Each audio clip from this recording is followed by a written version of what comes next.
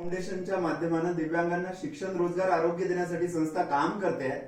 आणि आज डॉक्टर योगिता चव्हाण त्यांनी संस्थेला त्यांच्या मुलाच्या वाढदिवसानिमित्त पांढऱ्या काठ्या देण्याचा एक संकल्प केला. मॅडम, काय वाटतंय आपल्याला आज या संकल्पाबद्दल? दिव्यांग सोशल फाउंडेशन अकोला हे मी नेहमी यांचं कार्य मी नेहमी पाहत आलेले आहे की मुलं कशा प्रकारे वस्तू बनवतात, ते सर त्यांच्याकडून कसं कार्य करून घेतात हे मी नेहमी पाहत आले. माझ्या मुलाचा श्रीराजचा वाढदिवस मला आगळ्या वेगळ्या पद्धतीने साजरा करायचा होता, म्हणून मी दिव्यांग फाउंडेशन सोशल फाउंडेशन अकोला इथे थोडंसं कार्य करण्याचं ठरवलं आणि सरांपर्यंत पोहोचले.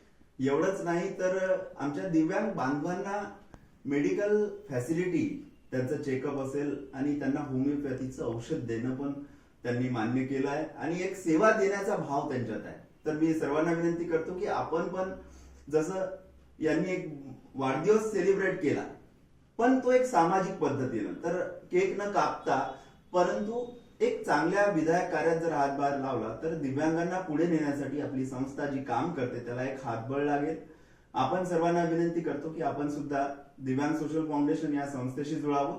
दिव्यांगांच्या शिक्षण, रोजगार आणि आरोग्यासाठी आपला सहकार्य आणि आपला एक हात मदतीचा द्यावा. अधिक माहिती करता 9423650090 आपण संपर्क साधा. त्याचबरोबर आमच्या फेसबुक, इंस्टाग्राम, युट्यूब चॅनलला नक्की व्हिजिट करा. धन्यवाद.